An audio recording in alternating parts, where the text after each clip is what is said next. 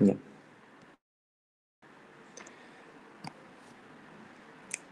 Y entonces, para recordar un poquito y ponernos en contexto nuevamente en lo que estábamos en la clase pasada, estábamos analizando las 5 propiedades del corazón, no se olviden. Teníamos las propiedades eléctricas que eran dependientes del sarcolema, ¿no? De la membrana plasmática del miocardiocito o también de la membrana plasmática de la célula cardíaca especializada, ¿no? Las que forman parte del sistema de conducción. Y teníamos las propiedades mecánicas, que dependían básicamente de lo que es el ATP, tanto para la contracción y para la relajación, ¿no? El ATP también es importante para el componente eléctrico, si recuerdan, ¿no? Pero más importantes para la parte mecánica ya. Entonces, en estas propiedades estamos. La clase pasada estudiamos lo que es excitabilidad o batmotropismo. Ya estudiamos lo que son los potenciales de membrana en reposo, que en los miocitos cardíacos normales, ¿no? Es más negativo que en el caso de las células marcapasos, ¿no? Las células marcapasos presentan un potencial de membrana en reposo un poco más positivo, ¿no? Como ven aquí el valor. Este valor es relativo, ya solamente lo que quiero que recuerden es que es más positivo que el potencial de membrana en reposo de un miocardiocito normal, ¿ya? Y también recuerden que justamente esa membrana de la célula marcapaso era muy permeable al sodio y al calcio, les dije, ¿no? Principalmente al sodio con la corriente Fanny, ¿no? Que generaba lo que es la pendiente de despolarización espontánea, que le daba la propiedad de automatismo, ¿no? Que es la segunda propiedad que estudiamos también, ¿no? La de automatismo o cronotropismo, y cómo se regula eso con algunos estímulos, ¿no? En este caso, el sistema nervioso simpático aumentaba ese automatismo, no ese cronotropismo, el simpático. Y el parasimpático lo disminuía, ¿no? Ya vimos los receptores y todo, ¿no? Acoplados a proteína G. También vimos algunas patologías, ¿no? Como la hiperpotasemia, la hipopotasemia, el hipertiroidismo, el hipotiroidismo, que ya seguro lo han revisado en el video. Ya la conductibilidad o dromotropismo más que todo tenía que ver con la capacidad de transferir los iones, ¿no? De afuera hacia adentro, de adentro hacia afuera, ¿ya? Esa es la conductibilidad. Y ahí en esta parte, bueno, contractilidad y enotropismo, también nos falta un poquito ver eso, aunque sí vimos, ¿no? El acoplamiento, excitación, contracción, ¿no? Acá decíamos que el calcio extracelular era importante para la contracción del músculo del músculo cardíaco, ¿no? Y ese calcio justamente lograba ingresar en qué fase del potencial de acción cardíaco, en la fase 2, ¿no? Pero en miocitos auriculares y ventriculares, ¿no? En la fase 2 entraba ese calcio mediante los canales tipo L que les dije, ¿no? Tipo L acá. Tenía la forma de L esa fase de meseta, ¿no? La fase 2 por canales de calcio tipo L. No se olviden. Ya. Eso con respecto a esa parte para recordar, ¿ya? Ahora hay que seguir con la parte de automatismo, ¿no? Que hemos estado viendo, y para eso vamos a pasar ahora a lo que es el sistema de conducción, ¿ya? Y también eso determina la propiedad de conductibilidad. Como les digo, es el paso simplemente de los iones, ¿no? De afuera hacia adentro y de adentro hacia afuera. Y justamente este sistema de conducción es el que también le da el automatismo al corazón. Al final, todas las propiedades del corazón se relacionan, ¿ya? Entonces vamos a estudiar este sistema de conducción que es el que gobierna el corazón y el que hace que cuando un corazón lo saquen del cuerpo de una persona siga latiendo, pues, ¿no? Ya dijimos que porque es bien permeable al sodio, las células marcapasos, ¿ya? Esto va a estar determinado por las células marcapasos y aquí vamos a estudiar lo que son las células marcapasos. Entonces la conductibilidad es la conducción de ese potencial de acción en todos los miocitos. Recordemos que el músculo cardíaco, el miocardio, debe funcionar como un sinsitio, ¿no? Al igual que el músculo liso unitario, debe funcionar como como una sola estructura. Todos los miocardiocitos deben contraerse de manera coordinada, si no pasa lo que son las fibrilaciones, ¿no? Les dije esa parte, fibrilaciones. Alteraciones en ese mecanismo de coordinación en la contracción de miocitos provoca las fibrilaciones. Teníamos auriculares y teníamos ventriculares, ¿no? Dentro de las auriculares, les dije una, ¿no? Que provocaba lo que es los trombos a nivel de la orejuela izquierda. No se olviden, ya, se les pueden preguntar. Fibrilación auriculares. La fibrilación auricular es la arritmia más frecuente de todas, ya que van a estudiar. Y por el lado de las fibrilaciones ventriculares, les dije una, ¿no? Que era la torsada de Poix, ya la arritmia ventricular polimórfica que les dije, si recuerdan, ¿no? Por cuando aumenta el intervalo QT, Eso se debe por algunos fármacos, ¿no? También lo subí en el video de digestivo, por ahí. Hoy les expliqué algo, ¿no? Con el fármaco, con la cisaprida, ¿no? Que era un fármaco procinético, que seguro han visto el video, ¿no? De motilidad. Ya, entonces, sigamos con esta parte de la conductibilidad. Es importante que ese potencial de acción, como les digo, se conduzca por todos los miocardiocitos y para ello hay distintos factores, ¿ya? El más importante son las uniones GAP otra vez, porque las uniones GAP cuando vimos en comunicación celular dijimos que estaban presentes más que todo en tejidos excitables y permitían que ese tejido funcione como un sitio, ¿ya? Por eso, las uniones GAP. También depende esa conducción de la misma amplitud del potencial de acción y también de el potencial de membrana en reposo, ¿ya? El aumento de la amplitud del potencial de acción o la disminución del potencial de membrana en reposo, ¿ya?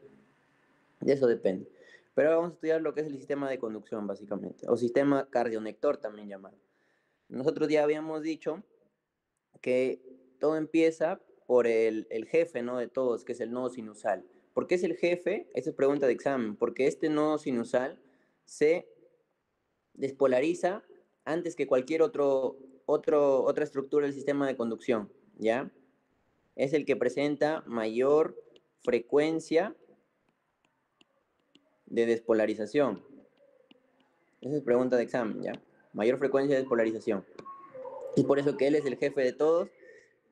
Y cuando el sodio pasa a las células marcapasos presentes acá en el nodo sinusal y se da lo que es, se alcanza el potencial de umbral, entra el calcio por los canales tipo T, ya este de acá se despolariza, pues, ¿no? Porque para que se despolarice tiene que ingresar calcio, ¿no? Por los canales de calcio tipo T. Se despolariza el nodo sinusal y empieza a viajar la electricidad, ¿no? Empieza a viajar primero por los haces internodales también, que es pregunta, ¿ya? Tenemos el haz de Bachmann, el de Weichenbach y el de Torel, ¿no? Ya el de Bachmann, ese también es pregunta. El de Bachmann es el que te da una rama hacia la aurícula izquierda. Porque este sistema de conducción, les dije también que está predominantemente en la parte derecha, ¿no? Empieza todo en la aurícula derecha, ya con el nodo sinusal a nivel de la desembocadura de la vena cava superior.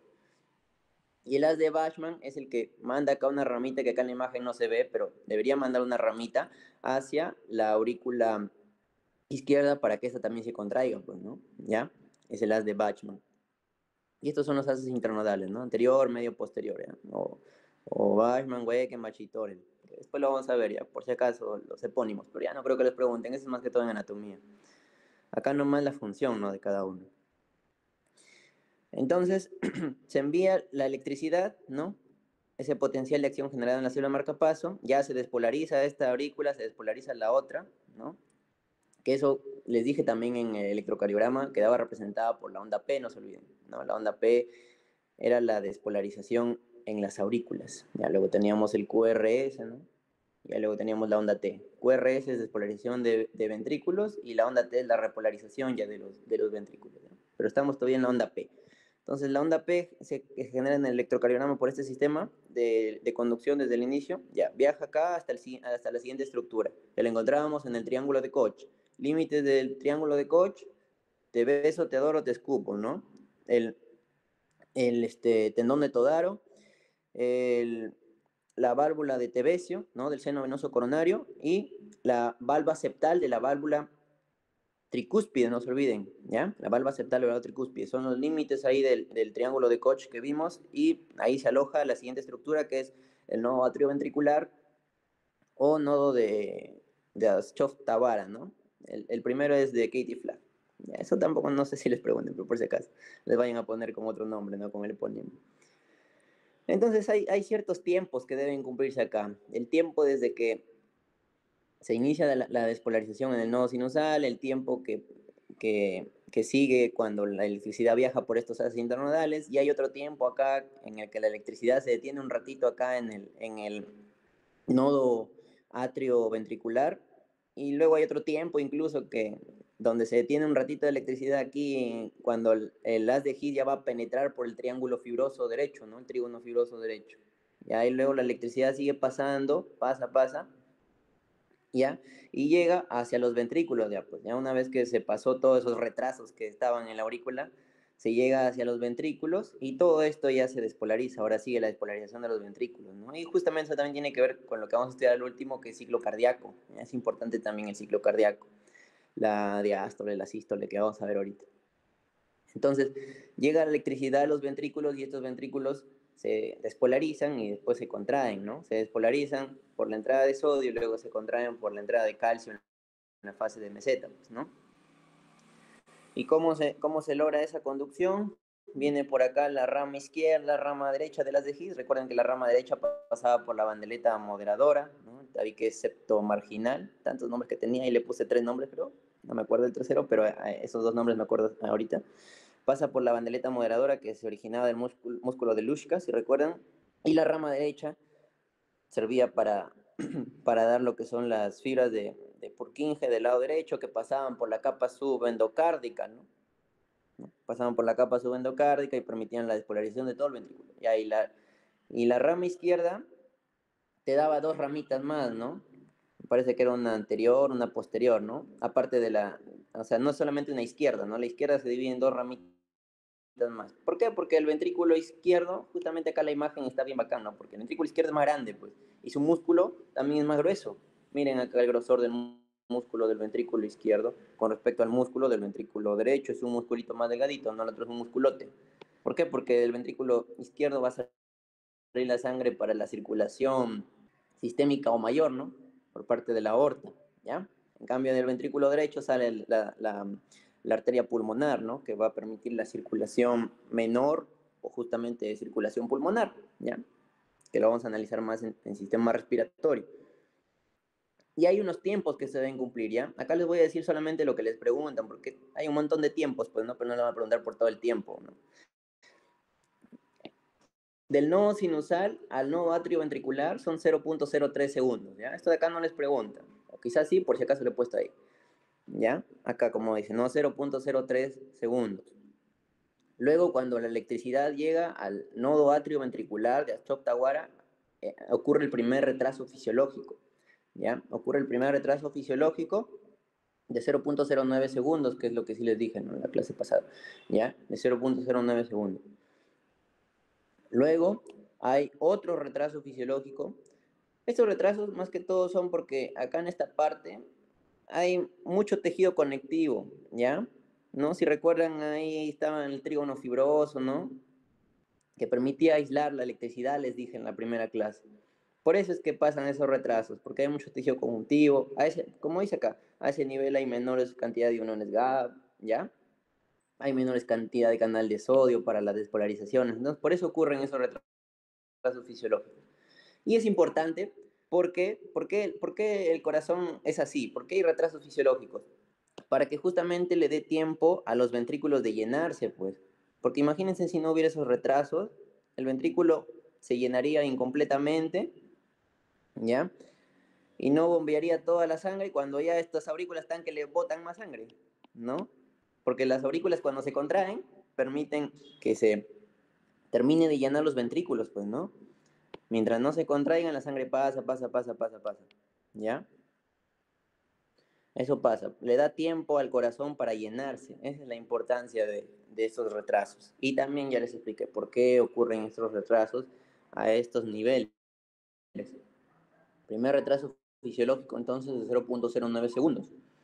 Luego tenemos otro retraso, puro retrasado hay aquí, ¿ya? Otro retraso que es de 0.04 segundos y justamente es en la porción penetrante del haz de Higgs, ¿ya? Cuando penetra por el trígono fibroso derecho, ¿ya?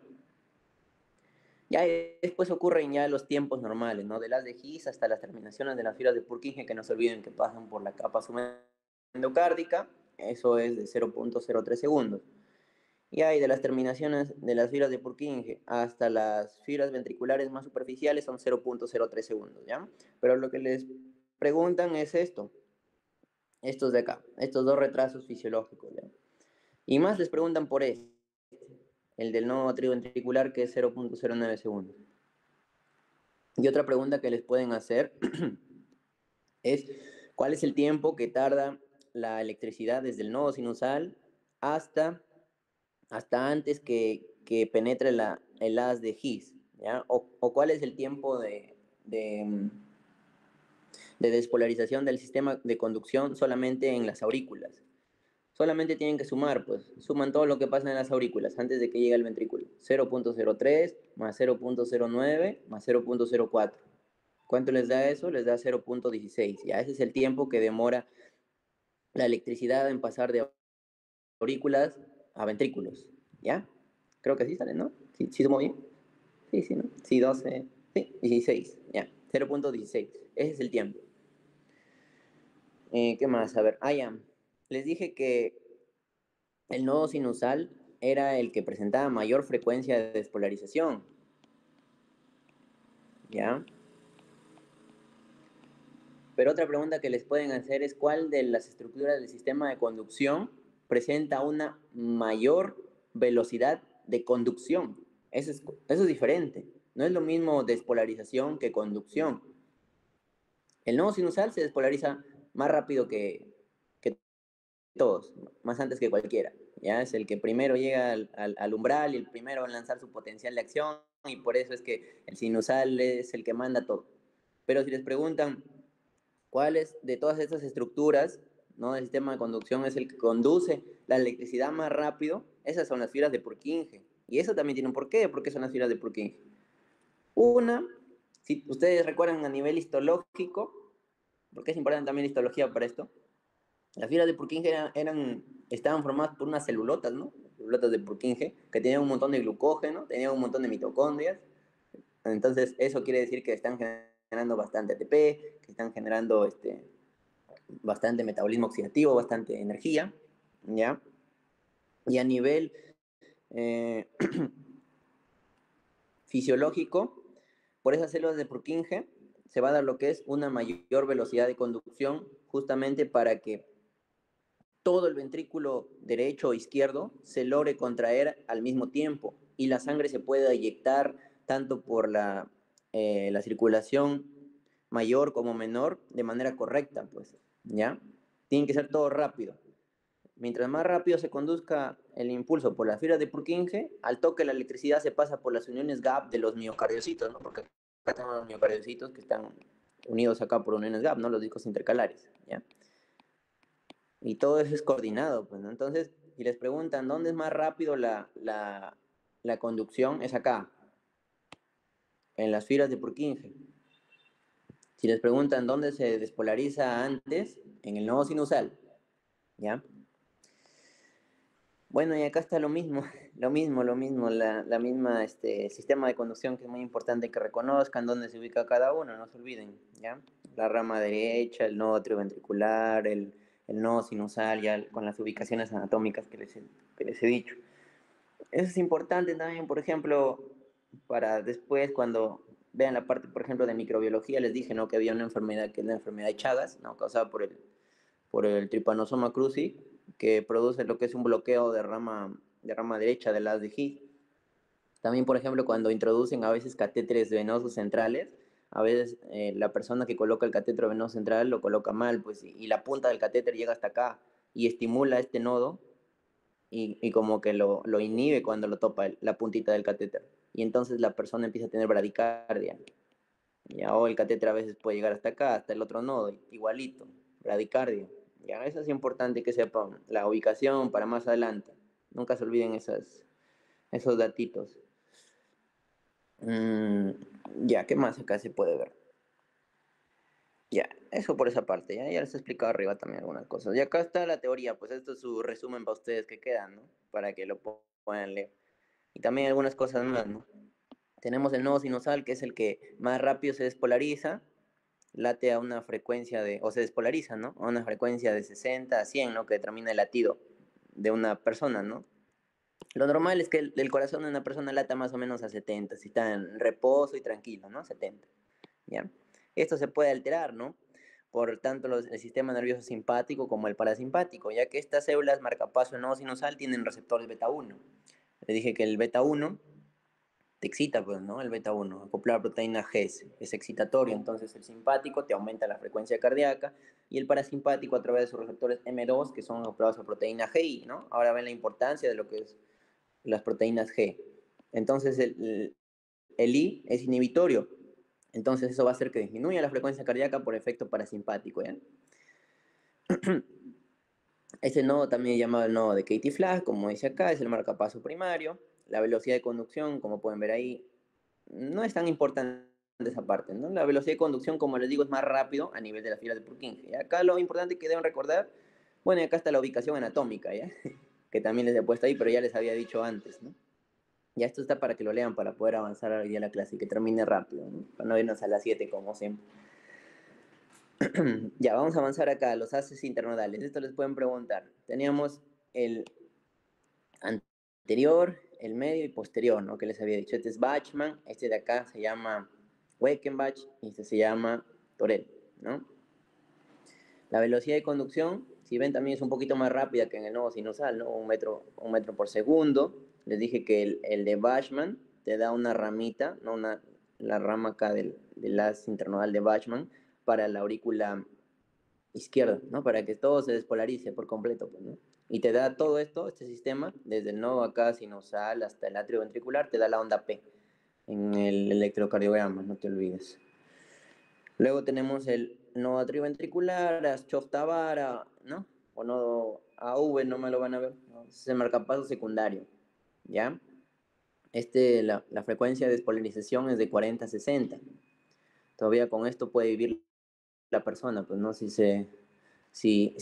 ya no hay un ritmo sinusal, como acá me faltó decirles, ¿no? Cuando el que comanda todo el corazón es el nodo sinusal, se establece en el electrocardiograma un ritmo sinusal. Ahí en tu hojita de electrocardiograma te va a salir ritmo sinusal, ¿no? Entonces puede haber que la persona tenga diferentes patologías, pero algunas patologías siguen cursando con un ritmo sinusal, ¿no? Es decir, el que comanda todavía es el nodo sinusal, pues. Cuando comanda la frecuencia cardíaca, el nodo sinusal, se llama ritmo sinusal. Ya, pero cuando ese nodo sinusal está alterado, ¿ya? Ocurre lo que es ya el relevo, ¿no? Por esta segunda estructura, que es el nodo atrioventricular, que determina un ritmo nodal. Ya también, ambos nodos son inervados por el sistema nervioso simpático y parasimpático. Ya, simpático a través de beta 1, parasimpático a través de M2. Bueno, acá está la irrigación también, ¿no? Esto ya les había dicho también cuando vimos circulación coronaria, ¿no? No se olviden que el gasto cardíaco que se le da al corazón para que el corazón se pueda nutrir en diástole es de 5%, ¿no? Ya vamos a ver en la otra clase, mañana pues vamos a ver lo que es gasto cardíaco, retorno venoso, fuerzas de Frank Starling, de Laplace, todo eso que vieron en biofísica y seguro a algunos se les complicó, ya mañana lo hacemos facilito también esa parte. Resistencias en serie, en paralelo, también veremos esa parte. Entonces este nodo, ya vimos ahí a cuánto se despolariza. La ubicación, ya saben también, en el triángulo de Koch, ya saben el límite del triángulo de Koch. La irrigación, ya saben que es más que todo por la derecha. La derecha, no se olviden que era para lo que es la electricidad, ¿no? Y la izquierda, ¿para qué era? Para la hemodinámica. Justamente hemodinámica tiene que ver con lo que vamos a ver ya mañana en la siguiente clase, hemodinámica. Hoy día vamos a ver algunas cositas de hemodinámica, pero no mucho tampoco. Ya mañana recién empezamos con hemodinámica. Vamos a ver la parte vascular ya. ¿Ya? Mecánica cardíaca, ya del gasto cardíaco, retorno y también la parte hemodinámica que siempre complica. La ley de Posse-Joule, que seguro la han visto en biofísica, todo. ¿Ya? Toda esa parte ya vamos a empezar mañana. Luego tenemos acá el haz de His, que penetra por el trígono derecho, y ahí te da sus ramitas, ¿no? Ya la velocidad de conducción no importa, acá la irrigación ya saben que es más por la derecha, ¿no? Y por las ramas septales de la coronaria izquierda también, ¿ya? Porque la izquierda te da su circunfleja y su descendente anterior, ¿no? O intraventricular anterior, ya ahí eso te da unos septales, unos diagonales, ¿ya? Tantas ramitas que hay por ahí, ¿ya? Ya, la diferencia acá es que el haz de His está solamente inervado por el sistema nervioso simpático. Acá ya no interviene el parasimpático, ya a través solamente de simpático aquí a nivel del haz de His. Y cuando este toma el relevo de todo el corazón, hay lo que es un ritmo de la unión, se llama, ¿ya? Ritmo de la unión, cuando solamente se lo toma el comando el haz de His, ¿ya? Luego tenemos las ramas del haz de His, que ya saben, tenemos la derecha y la izquierda, ¿no? La izquierda porque el ventrículo es más grueso, el músculo ventricular es más grueso, entonces hay un fascículo posterior y un fascículo anterior. Ya en la rama derecha está pasada por la banda moderadora, que cuando se afecta a esa banda moderadora en la enfermedad de Chagas, por ejemplo, puede haber bloqueo de rama derecha, ¿no? Que se ve en el electrocardiograma, como ya vamos a ver ya más adelante, ¿no? Si les hice un dibujito, creo, cuando hay bloqueo de rama derecha, crece ahí el, el QT, pues, ¿no? El QT empieza a alargarse, ¿ya? Luego tenemos acá ya los dos fascículos de la rama izquierda, ¿ya? Posterior, anterior, ya como les he dicho. Ya hay más cositas anatómicas por ahí. El anterior termina en el músculo papilar anterior y el posterior en el músculo papilar posterior. Y ahí está también la conducción de qué cara del corazón, ¿no? El fascículo posterior para la cara posterior del ventrículo izquierdo y el fascículo anterior para la cara anterior del mismo ventrículo, ¿no? Estamos en la parte izquierda. Y ahora sí llegamos a la parte de las fibras de Purkinje muy importantes. Estas se despolarizan a una frecuencia de menos de 30 latidos por minuto. Ubican la parte de la capa subendocárdica, ¿no? También son llamadas fibras subendocárdicas, por eso mismo, porque se ubican en esa capa del corazón, ya que hemos visto también en la primera clase. Y son llamadas el marcapaso terciario, ¿no? Marcapaso primario, nodo sinusal, marcapaso secundario, el nodo atrioventricular y marcapaso terciario, la fibra de Purkinje, ¿no? Pero casi nunca agarra la frecuencia, la fibra de Purkinje, porque una persona que su corazón lata menos de 30 no puede vivir, pues, ¿ya? No se puede así, con una frecuencia cardíaca tan baja. Ya, y acá lo importante es esto. 4 metros por segundo, la velocidad de conducción de las fibras de Purkinje, ¿ya? El potencial de acción viaja muy, muy rápido acá en esta fibra de Purkinje. Esto porque ya les he explicado, no por su gran tamaño, no porque tiene mucho glucógeno, porque sus mitocondrias son bien grandes, son abundantes también a este nivel, ¿no?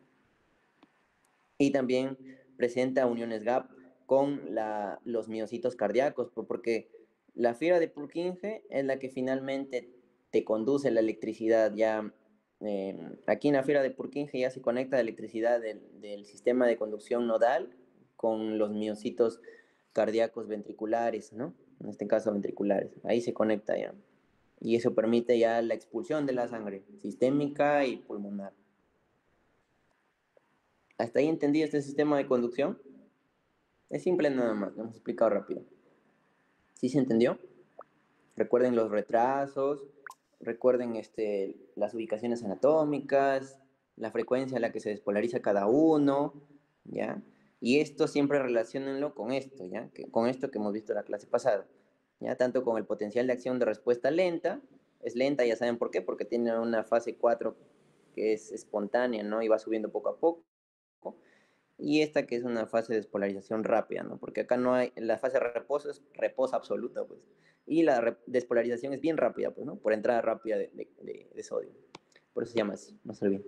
Relaciónenlo con eso y ya con eso sale todo. Y ahora vamos con la contractilidad o inotropismo. Ya. Esto de la contractilidad o inotropismo es estimulado por lo que es el sistema nervioso simpático, ¿no? A través de receptores beta 1. Contractilidad o inotropismo es otra de las propiedades. En esta parte son propiedades mecánicas ya, ¿no? Son propiedades mecánicas. Entonces esta contractilidad, como el corazón es prácticamente un músculo, depende de calcio. Depende de calcio. Y entonces, pero el mismo músculo cardíaco tiene su capacidad intrínseca, pues, de generar su fuerza. ¿Y eso por qué? Porque tiene un sistema autónomo, porque le pasa electricidad y esa electricidad genera que se libere calcio. Y el calcio ya, pues, provoca la contracción, como el mecanismo que ya hemos estudiado tantas veces, ¿no? Es igualito la contracción del cardíaco que del músculo esquelético, ¿ya?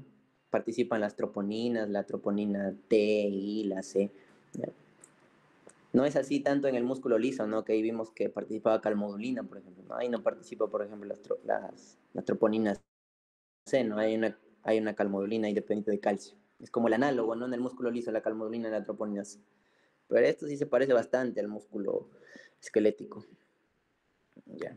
Por eso justamente es que las troponinas, seguro lo han leído en bioquímica, troponinas T y la troponina I, son marcadores de un infarto, ¿ya? Son marcadores bioquímicos de un infarto.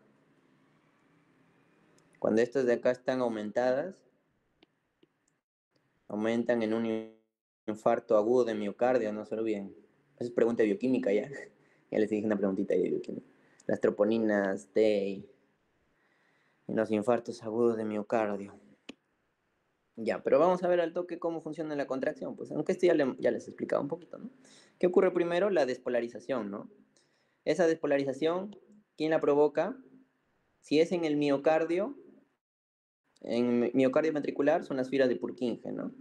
Genera la despolarización de la membrana del miocito ventricular. Pero si es en la aurícula, es el nodo sinusal, el nodo atrioventricular. ¿Ya? Entonces, la cosa es que hay una despolarización, ¿no? Y esa despolarización, ¿qué hace? Hace que se abran... Uy, se me movió. Ya. Hace que se abran estos de acá, verdecito oscuro, que son canales de calcio dependientes de voltaje, pues. Estos son los canales tipo L, pues. Son los tipo L, eh, que intervienen en la fase 2 de meseta, ¿ya? Esta despolarización que vino, esta de acá es la fase 0, pues, ¿no? La fase 0. Luego ya viene la fase 1 de repolarización temprana, la fase 2 de meseta, que acá intervienen los canales de calcio tipo L. Entonces ese calcio ingresa por ese túbulo T, que recuerden que el túbulo T del corazón, del miocito cardíaco, está bien desarrollado, ¿no? Más desarrollado que en el músculo esquelético, ¿ya? Justamente por eso es que esta contracción del músculo cardíaco depende de calcio extracelular, no se olviden. Pregunta de examen extracelular, lo de los túbulos T que son más desarrollados, pregunta de examen fija de su examen de segunda unidad de fisiología. Y prácticamente corazón agarra todo de la segunda unidad, pues le van a preguntar corazón, presión arterial, eso que vamos a ver ya esta semana, acabamos de... Todos se los preguntan en la segunda unidad, nada más lo preguntan. La tercera es puro respiratorio con respiratorio, no me acuerdo nada más, pues la cuarta viene ya renal y la última puro endocrino. Y entonces entra el calcio acá y ese calcio que ingresa eh, hace que se libere acá más calcio del retículo endoplasmático liso, pues, ¿ya? Se libera más calcio de acá de esto, de los canales de liberación de calcio de rianodina, ¿no? Porque inicialmente, como este calcio va ingresando, genera un cambio de conformación acá que separa los receptores de hidropiridina, ¿no? De los receptores de rianodina y el calcio sale acá del retículo endoplasmático liso del miocito cardíaco y entonces aumenta el calcio y el calcio se une a la troponina C y lo que ya saben, ya, pues, ¿no? Ya no lo voy a explicar para avanzar. Y eso es todo en esta parte y luego ocurre la repolarización, ¿no? Que está por acá. No llega, pero acá, por acá le he puesto creo la repolarización. Acá, ¿no? Ocurre la repolarización ya cuando el calcio se secuestra, ¿no? Acá por el cerca. Esta bomba de calcio ATPasa es inhibida acá por el fosfolambano, ¿no? El fosfolambano, una moleculita y que luego cuando es fosforilada, ¿no? Por acción de la pKa, dependiente de AMP cíclico, se fosforila, entonces el fosfolambano se disocia del cerca. El fosfolambano está por acá, se disocia del cerca y el calcio ingresa nuevamente y se mete acá con la calcicuestrina, con la calreticulina y es una parte de empezar con la relajación, ¿no? Que se secuestre el calcio. ¿Cómo más se disminuye el calcio también se disminuye cuando se intercambia con sodio, ¿no? Sale afuera el calcio nuevamente, ingresan 3 sodios, ¿ya? Y este sodio que ingresó sale nuevamente por la bomba de sodio ATPA, de sodio potasio ATPasa que está en todas las células, ¿no? La bomba de sodio ATPasa que está en todas las células, es una enzima ubicua, esta bomba de sodio potasio ATPasa, ¿no? Y te mete 2 potasios y ese potasio que se metió, vuelta sale por los canales de fuga y así se mantiene todo el equilibrio, ¿no? Como ya sabemos, ya desde que hemos visto potencial de acción. Y la bomba de sodio potasio TPA se lo van a ver en todos lados. Y entonces se desencadena la contracción pues, del corazón. Y hay estímulos, pues, ¿no? Hay estímulos que aumentan este inotropismo, determinando un inotropismo positivo, y hay otros estímulos que generan un inotropismo negativo, ¿no? Por ejemplo, El sistema nervioso simpático es el que principalmente genera un inotropismo positivo, ¿no? Cuando una persona tiene hipertiroidismo, cuando está aumentada T3, T4, también tiene un inotropismo positivo. O cuando una persona tiene fiebre también, inotropismo positivo. Inotropismo negativo, cuando una persona tiene frío, ¿no? Cuando una persona tiene hipotiroidismo, cuando actúa más el sistema parasimpático, cuando estás en reposo, ¿no? Y ahí este inotropismo positivo no es más que también se genera por aumento de la frecuencia cardíaca. Ya, acá ocurre también lo que es el fenómeno de Tripp. ¿Se acuerdan el fenómeno de Tripp que vimos en músculo esquelético? Que, que era la base de lo que es el calentamiento, ¿no? Que mientras más tú hagas contracciones, no importa si son contracciones tan fuertes, al menos hagas contracciones ligeras de tu músculo, más se va almacenando calcio, y mientras más calcio se almacene, la siguiente contracción más fuerte, más fuerte, más fuerte y así. Ya, pues eso pasa acá también en el corazón. El efecto Tripp o fenómeno de la escalera, ¿no? O también llamado fenómeno de Bowditch. Ya, pero más les preguntan por el efecto Tripp, ¿no?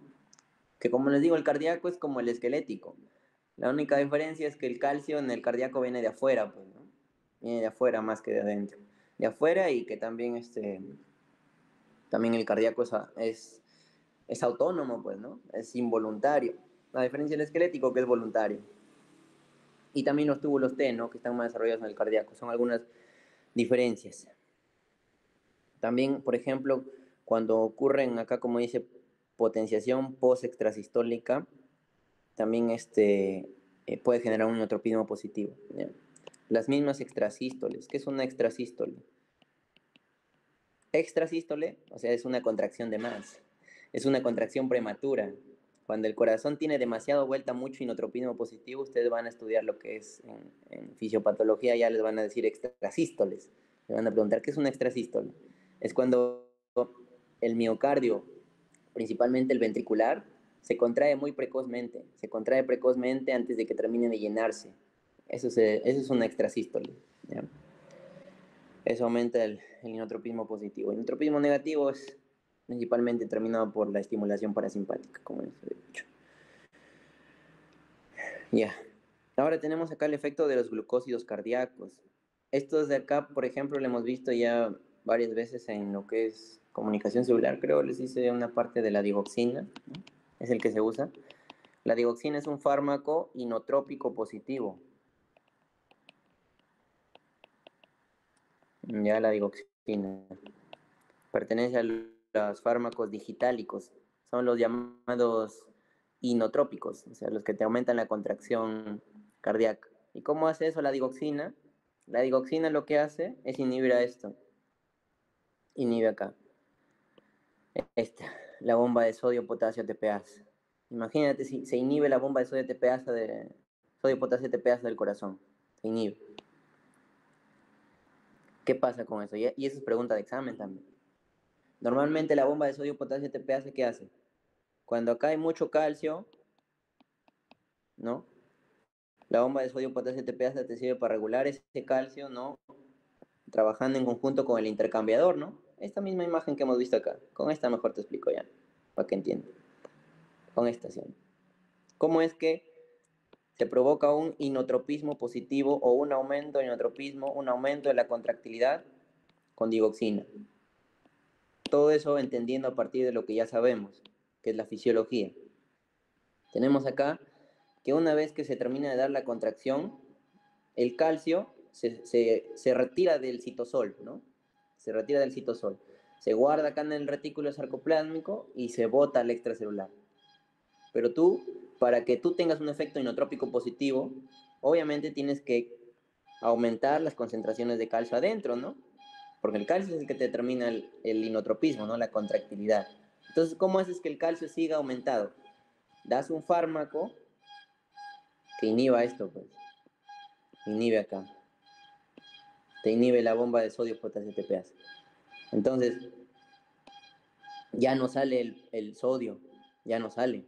El sodio está acá aumentadito, o sea, no, está aumentadito.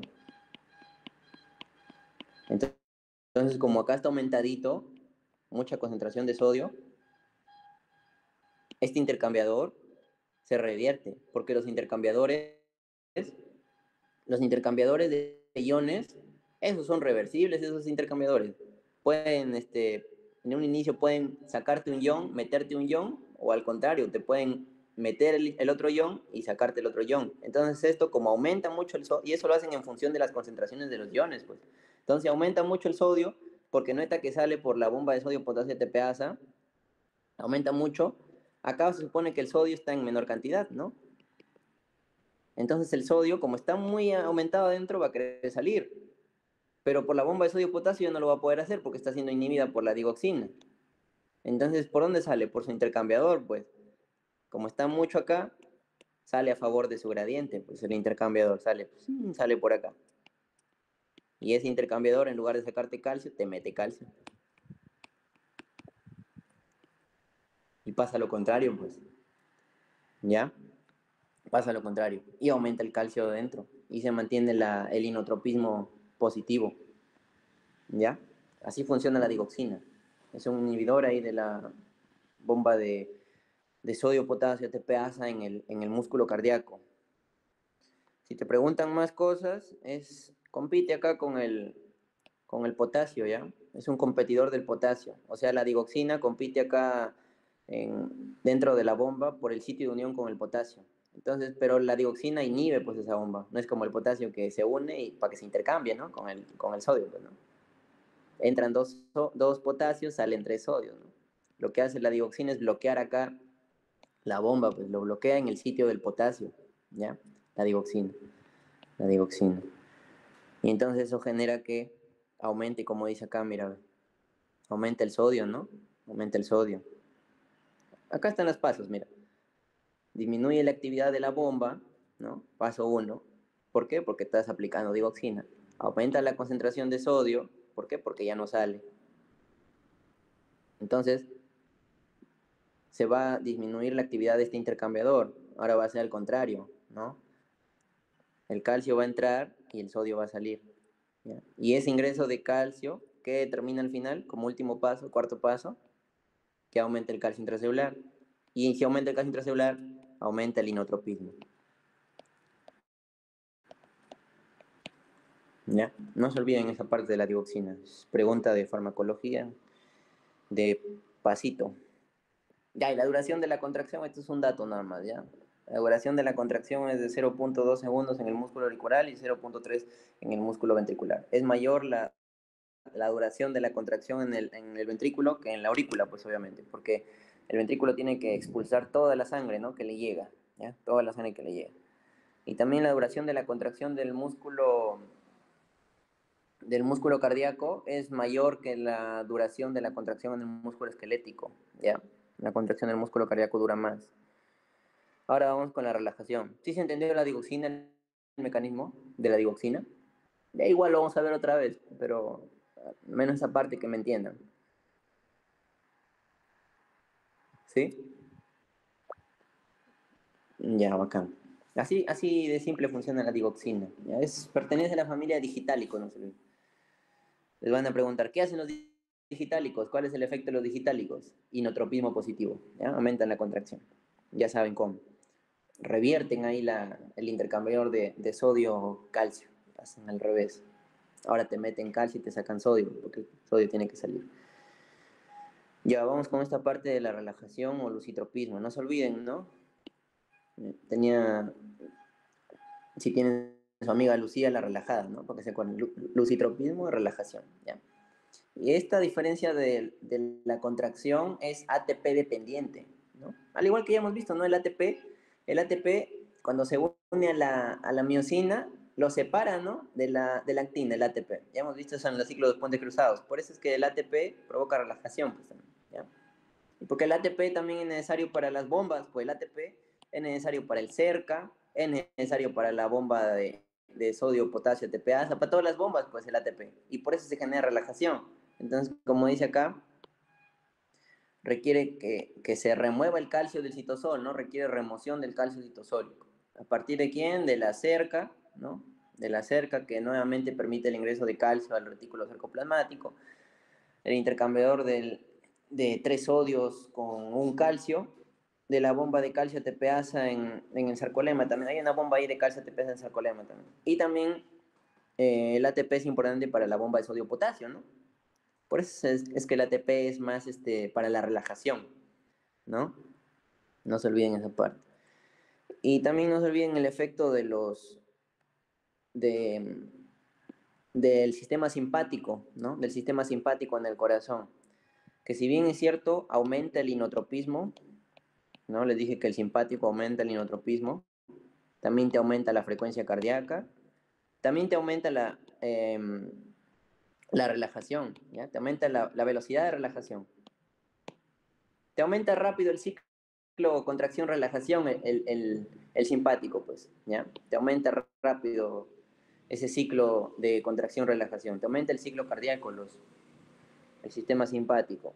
Y acá se ve con la acción esta de, por ejemplo, un agonista adrenérgico beta, en este caso beta 1, ¿no? Por ejemplo, noradrenalina, ¿no? Noradrenalina. Esto ya te he explicado también, ¿no? La noradrenalina se une a su receptor beta 1 en el corazón, activa una proteína GS, la GS se une a GTP, ¿no? En su subunidad alfa. Esta subunidad alfa-GTP activa una adenilato ciclasa, la adenilato ciclasa produce AMP cíclico, el AMP cíclico se une a las subunidades reguladoras de la proteína quinasa A, entonces activa sus subunidades catalíticas y la proteína quinasa A te fosforila todo, pues. Te fosforila en primer lugar acá un canal de calcio, ¿no? ¿Ya? Un canal de calcio que te permite el ingreso de calcio a calcitosol, ¿no? Para que se dé la contracción, obviamente, porque estás buscando un efecto inotrópico positivo por parte del simpático, ¿no? ¿Qué más hace la proteína quinasa A? Te aumenta el metabolismo acá del miocito cardíaco, ¿no? Te provoca glucólisis, ¿no? Para que generes más energía, te provoca lipólisis, ¿ya? Te, te aumenta lo que es el ciclo de Krebs, ¿ya? La proteína quinasa A. También, ¿qué hace? La proteína quinasa A te aumenta la salida de calcio del retículo sarcoplasmático, entonces aumenta el inotropismo, ¿no? ¿Ya? Pero también la proteína quinasa A, como viene por acá, ¿no? Fosforilaba el fosfolambán, ¿no? Fosforila el fosfolambán y lo disocia del cerca, ¿no? Y el cerca activo te mete el calcio nuevamente acá al retículo sarcoplasmático. Para que tengas otra vez calcio, para que se dé la contracción, pues, ¿no? Cuando el calcio de afuera induce la salida de más calcio del retículo sarcoplasmático, ¿no? Y entonces hay tres efectos que te dije, ¿no? Efecto del beta 1, te dije en la clase pasada. Como ya te dije. Aquí. Aumenta la velocidad de contracción, aumenta la fuerza de contracción y aumenta la velocidad de relajación. Esto, el mecanismo es por el fosfolambano, ¿ya? El fosfolambano, que la PK lo fosforila y lo disocia del cerca. Pues acá vamos a ver esta imagen. Regulación del fosfolambán, preguntado también. ¿Ya? Tú vas a escuchar fosfolambán y pocos saben qué es el fosfolambán. Entonces, igualito acá viene el agonista del receptor beta 1, se activa en ciclasa, se activa en MP cíclico, se activa PK, PK fosforila, fosfolambano. Que inicialmente, ¿qué estaba haciendo acá? El fosfolambano verdecito estaba inhibiendo acá esta bomba de calcio. Entonces el calcio no ingresaba acá al retículo sarcoplasmático. Entonces, como no ingresa, no se da una relajación nuevamente, ¿no? Para que tú tengas una nueva contracción del corazón, tiene que haber una relajación, pues, ¿no? ¿Ya? Y eso hace justamente la PK también, acelera esa relajación para que se dé nuevamente otra contracción, mediada por la misma PK. Entonces, fosforila el fosfolambán se disocia, como ves acá, de la bomba de calcio ATPasa y el calcio se puede secuestrar nuevamente aquí en el retículo sarcoplasmático, ¿no? Porque se activa acá la cerca, esta es la cerca, no te olvides, la cerca. Y acá está el ciclo, pues, ¿no? El AMP cíclico activa PK, la PK activa fosfolambán, ¿no? Fosforila y el fosfolambán se disocia. Y esa disociación del fosfolambán genera ¿qué? Lucitropismo positivo. ¿Ya? ¿Cómo más puede generar lucitropismo positivo? También se puede generar, pero esto ya más que todo es en lo que es el músculo liso, ¿ya? También ahí se puede fosforilar el fosfolambán porque el fosfolambán está en todas las cercas, pues está en la cerca del músculo esquelético, en la cerca del músculo liso, en la cerca del músculo cardíaco, ¿no? En la cerca del músculo liso es así, pues, ahí como no hay ahí hay lo que hay es calmodulina, ¿no? La calmodulina quinasa, ya dependiente de calcio. Entonces esa de ahí fosforila el fosfolambán, y el fosfolambán igualito, ¿no? Se disocia del cerca del músculo liso y genera una relajación también del músculo liso, ¿ya? ¿Ya me entendieron ahí esa parte de contracción y relajación? No se olviden contracción, calcio dependiente, relajación, ATP dependiente. La vía del fosfolambán, todo que está, el fosfolambán está en todos los músculos, como les digo. ¿Sí me entendieron?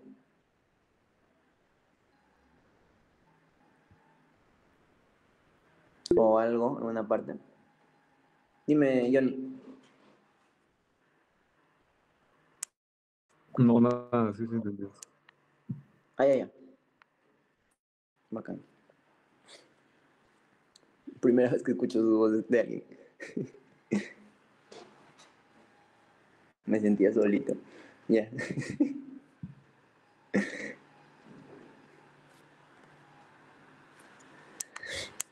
Ya, entonces esta parte faltó, pues, en músculo liso, en músculo liso faltó esa parte porque también su sílabo esta comparación de los tres músculos, pues ya vimos esquelético, hemos visto cardíaco, hemos visto liso, ya. Vamos a hacer la comparación ahora que terminamos de estudiar el músculo cardíaco. Entonces, con respecto a características estructurales, este cuadrito es del Ross, seguro les trae recuerdos.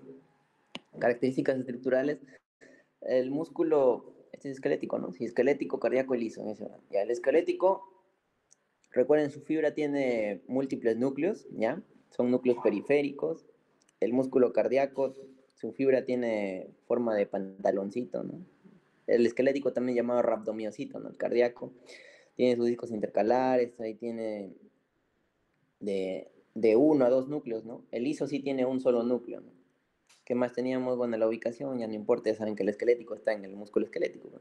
En que se une huesos, el cardíaco en el corazón, ¿ya? Y el liso está en los vasos, en las vísceras, ¿no? Con respecto al tejido conjuntivo hemos visto, ¿no? Epimicio, perimicio, endomicio en el tejido esquelético. Ya acá en el cardíaco solamente tenemos el endomicio. En el liso tenemos el endomicio, tenemos vainas y fascículos, ¿ya? La fibra, acá son individuales, pues, ¿no? La fibra del músculo esquelético, es una sola fibra. La del cardíaco son varias fibras que se fusionan, ¿no? Mediante los discos intercalares. Igual también en el liso, ¿no? Cuando se trata de un liso unitario, también se fusionan mediante las uniones GAP. Pero cuando es una fibra de un músculo multiunitario, ya ahí son distintas fibras, ¿no? Ahí depende del tipo de músculo liso que hemos visto también. El sarcómero es importante también. Solamente tenemos sarcómero en el esquelético y en el cardíaco, ¿no? En el, en el liso no tenemos sarcómero, recuerden. ¿Ya? Por eso es que acá teníamos disco Z, ¿no? Acá. En esquelético teníamos disco Z, en cardíaco teníamos discos... Ay, ¿qué pasó? Se me... Ya. En el cardíaco tenemos disco Z, ¿ya? En cambio acá en el ISO, ¿qué tenemos en lugar de disco Z?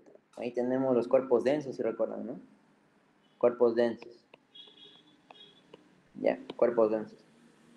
Y al núcleo ya hemos visto, túbulos T. Ya, túbulos T también es importante, es pregunta de examen. Túbulos T, eh, ¿qué, ¿qué tipo de músculo tienen los túbulos T más desarrollados? El cardíaco, ¿no? El del medio. ¿Ya? El cardíaco tiene su músculo T más desarrollado. El ISO no tiene túbulos T. El ISO tenía caviolitas, ¿no? Unas caviolitas, unas pequeñas invaginaciones del sarcolemma. Ya hemos visto esa parte. Es para que le estudien, ¿no?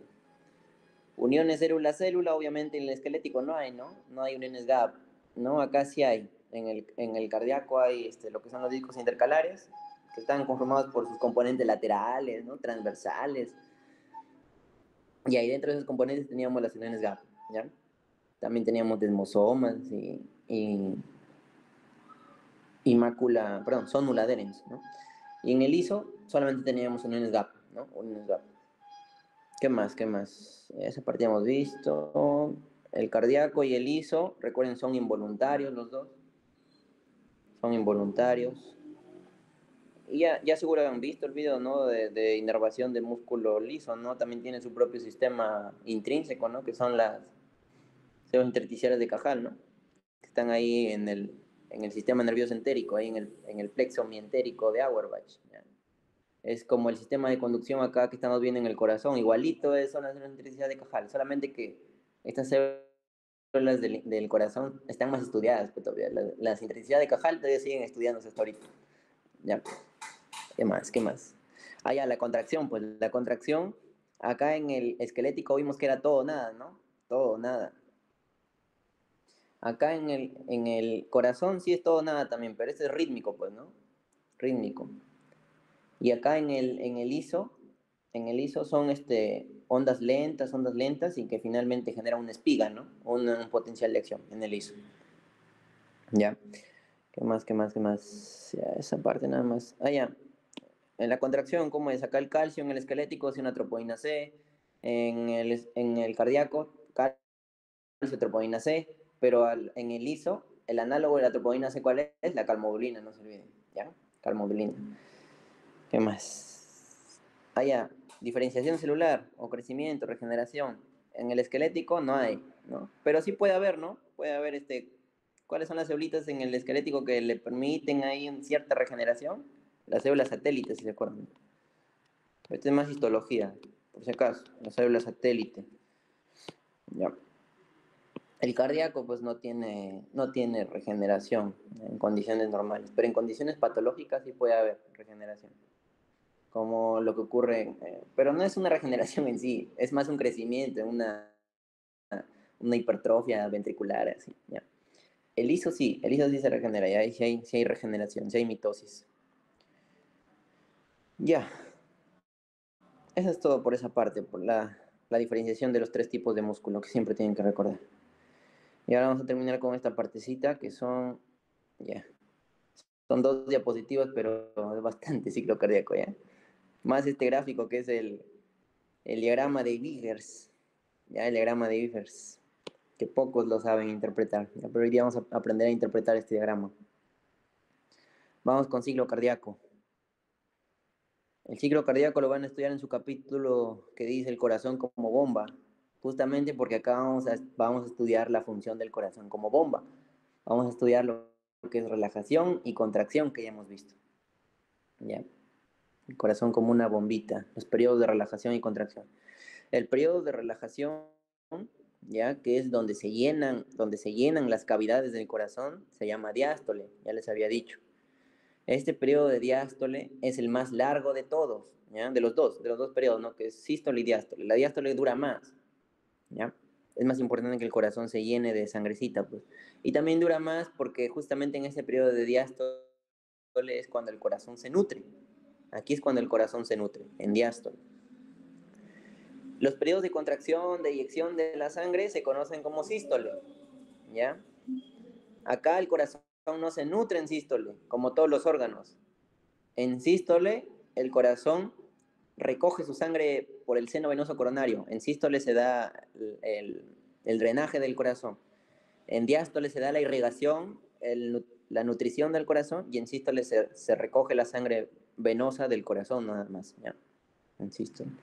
Es al contrario de lo que pasa en los órganos normales, porque sabemos que todos los órganos se nutren en sístole, ¿ya? El corazón es el único que se nutre en diástole, ya les he explicado por qué, ¿no? Porque justamente cuando hay contracción del músculo cardíaco se aprietan las arterias coronarias y no dejan que pasen los nutrientes necesarios, pues. El corazón espera que se relaje para que pase la sangre. Ya les he explicado esa parte. Ya, pues si nosotros tenemos cuatro cavidades, como ya les había dicho, tenemos dos aurículas y dos ventrículos. ¿Y por qué es así?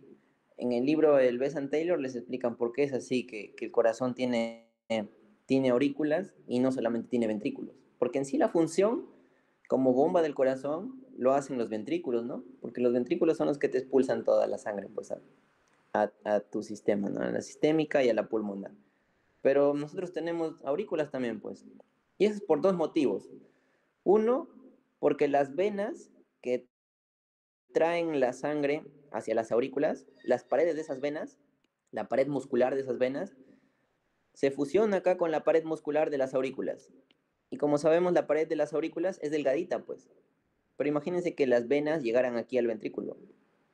Las paredes musculares de las venas son muy delgadas para que se fusionen con la pared muscular acá del ventrículo. El ventrículo muy grueso, su pared muscular, ¿ya? Ese es un motivo.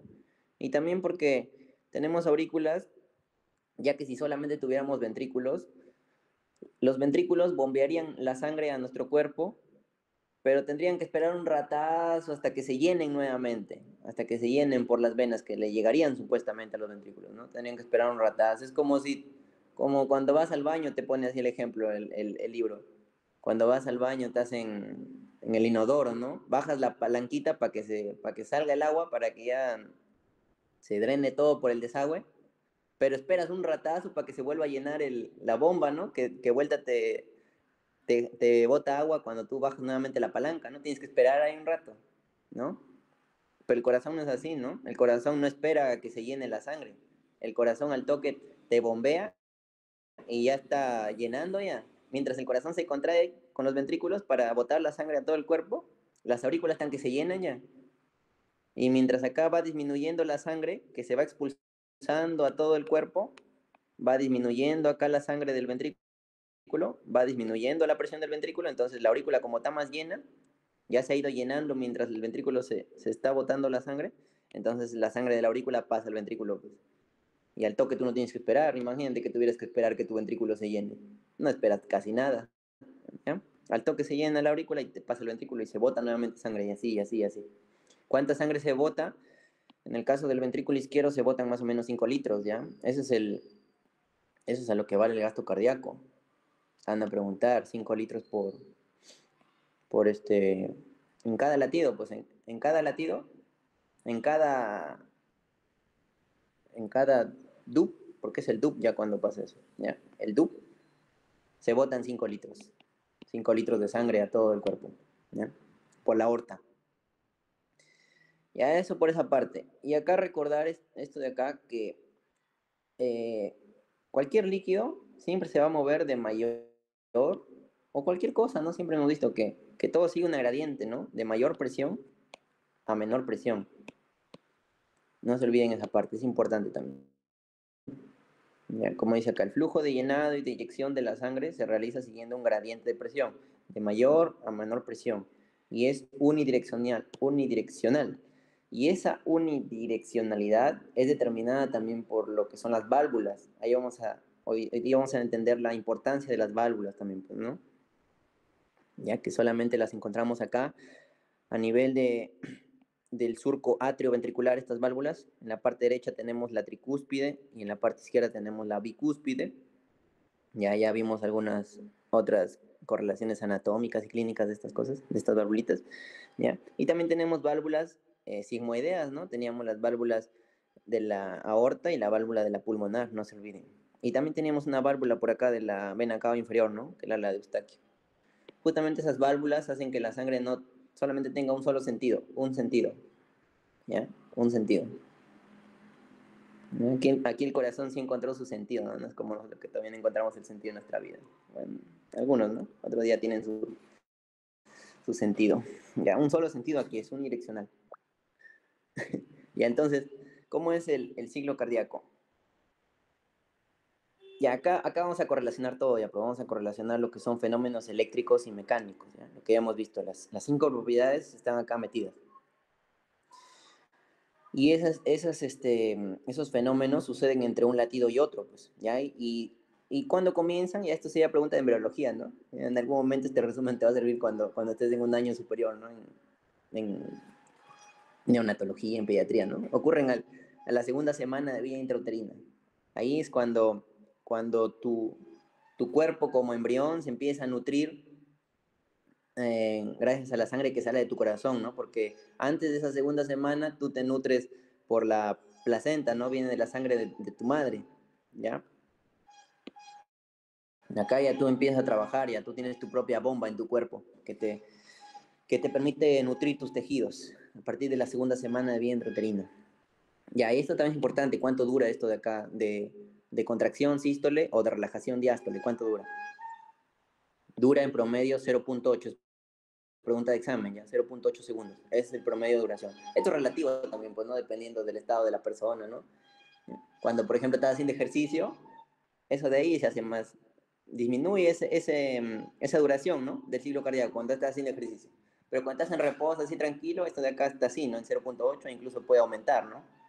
Porque tu corazón está trabajando más despacio, pues. Cuando estás en ejercicio, este tiempo disminuye, pues, obviamente.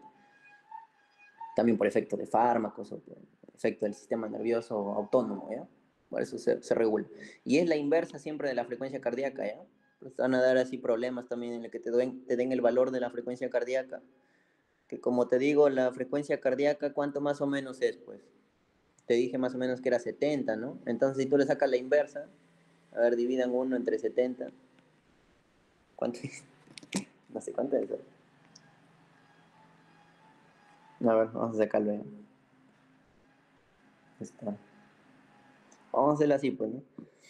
70 es latidos por minuto, ¿no? Ya, por no, ¿cómo es? Duración del ciclo cardíaco, ya. Igual a la inversa de la frecuencia, que es más o menos 70, ya. 70 latidos por minuto, pues, ¿no? Ya, entonces esa respuesta te va a salir en minutos, tú tienes que pasarlo a segundos, porque te da en segundos el valor. Voy a sacar la calculadora. O si ya tienen su calculadora por ahí. Me dicen cuánto es 1 entre 70, a ver si coinciden. 0.014. 0.014. Ya, eso es en minutos, pues. ¿Ya? Pero eso tienen que pasarlo a segundos. ¿Cómo hacen eso? Entonces, ustedes saben que 60 segundos son un minuto, entonces ahí multiplican, pues. Se van minutos, multiplican 0.014 por 60. ¿Cuánto sale? 0.85. Ya, más o menos, ¿no? Es casi ahí el valor que te da. 0.8 segundos, 0.85 también te dice la bibliografía. Ya, entonces es el tiempo, no se olviden. Si se olvidan en algún momento y les preguntan en el examen, ya ahí lo tienen, pues ya saben cómo sacarlo más o menos. Si les dan también la frecuencia cardíaca de una persona, le dicen cuánto dura su ciclo cardíaco, pregunta de examen, ya saben, lo invierten, ¿no? Porque te lo van a dar en minutos y lo multiplicas por 60, ya, y ese es el valor. Ya, vamos a analizar las fases, ya. Son 2 fases, pero estas 2 fases se van a dividir en pequeñas fases más pequeñitas, pues. Y acá lo he ordenado, porque en el libro te lo desordena, ya te empieza por la sístole, pero vamos a empezar por la diástole, ya. Que normalmente lo que pasa, tú sabes que la sangre viene tanto por venas pulmonares y por venas cavas superior e inferior, viene a las aurículas, ¿no? Viene a las aurículas y la aurícula se empieza a llenar. Entonces, cuando la aurícula está llena, tanto derecha como izquierda, ahí empieza recién lo que es esta fase, la fase de llenado ventricular. ¿Y por qué ocurre la fase de llenado ventricular? Porque como te digo, la sangre va de mayor presión a menor presión. Entonces, si las aurículas, tanto derecha como izquierda, están llenas de sangre porque les llegó la sangre de las venas pulmonares, de las venas cavas, les llegó la sangre, y los ventrículos que están acá están vacíos, ¿no? Entonces, ¿dónde va a haber más presión? Donde hay más sangre, obviamente, ¿no? Entonces, acá hay más presión arriba. Y la sangre entonces va a mover de arriba para abajo, pues, ¿ya? Donde acá hay menor presión en los ventrículos, ¿no? En la fase de llenado, que es cuando empieza la diástole. Como te digo, dura más también la diástole, ¿ya? 0.5 segundos, de esos 0.8. Las sístoles son 0.3 nada más. No te olvides. Por eso es que cuando una persona tiene una falla cardíaca, se afecta más la diástole, pues, porque dura más, ¿no? Que te quiten algo que dura más, entonces se afecta a eso, pues, ¿no? Y entonces la sangre viene de las aurículas a los ventrículos. Eso se llama llenado ventricular o llenado pasivo, ¿ya? Y esto de acá tiene 2 fases pequeñitas todavía. Hay una fase de llenado rápido y una fase de llenado lento o diástasis. La fase de llenado rápido ocurre simplemente porque hay mucha presión en las aurículas y hay poca presión, mucha presión en aurículas y poca presión en ventrículos, ¿ya? Por eso la sangre al toque se mueve, ¿no? Se abren, eso genera que se abran las válvulas atrioventriculares, ¿no? La tricúspide y la mitral. Se abren las válvulas y pasa la sangre rapidito de aurículas a ventrículos. Ya eso es llenado rápido. Primera fase del llenado ventricular, primera fase de la diástole, primera fase del ciclo cardíaco. Se llena el toque del ventrículo, ¿ya? Y eso a veces, como la sangre está, que pasa muy rápido, porque hay mucha sangre al inicio en la aurícula, pasa el toque al ventrículo, eso genera un tercer ruido. Porque son 2 ruidos nomás, pues uno es el loop, que es el primer ruido, y el otro es el dab. Pero a veces esto puede generar un ruido, pero ese ruido es generado por el paso rápido de la sangre, no se olviden, ¿ya? No se olviden, esa es pregunta de examen, el tercer ruido. Por eso este ruido es fisiológico, pues, porque es normal, pues, ¿no? Puede generar un ruido fuerte el paso rápido de la sangre, pero es fisiológico en algunas personas, ¿no? Más que todo, por ejemplo, en los niños, ¿no? Los niños. También puede ser patológico. En niños, en embarazadas, esto es normal, que ocurra un tercer ruido. No se olviden, ¿ya? Niños embarazadas.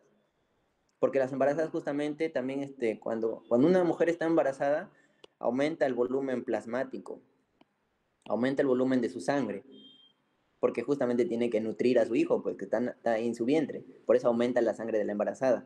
Entonces, si aumenta la sangre de la embarazada, más sangre va a llegar a las aurículas. Y si más sangre llega a las aurículas, más rápido todavía es el llenado de los ventrículos en las embarazadas. Y eso puede generar un tercer ruido en embarazadas y niños, no se olviden. ¿Ya? Niños.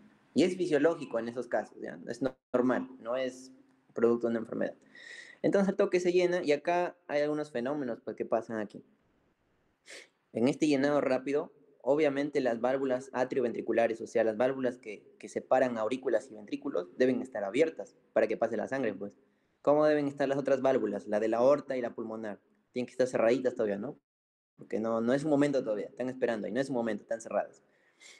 Y acá hay algunas presiones, ¿ya? Presión, obviamente la presión en las aurículas, y acá solamente te toman en cuenta la izquierda, ¿ya? Pero esto es similar en la derecha, ¿ya? Pero se estudia más en la izquierda, la parte izquierda. Obviamente la presión en la aurícula, como te digo, debe ser mayor que la presión en el ventrículo, ¿no? Mientras la presión en la aurícula es de 10, en el ventrículo es de 0, pues. Mientras esto va disminuyendo la presión en la aurícula porque la sangre está pasando al ventrículo, entonces la presión en el ventrículo va aumentando, ¿no? Hasta 8 aumenta, ¿ya? Va aumentando, aumenta. ¿Qué más acá? Esto de acá es el volumen en el ventrículo izquierdo, ¿ya? El volumen en el ventrículo izquierdo.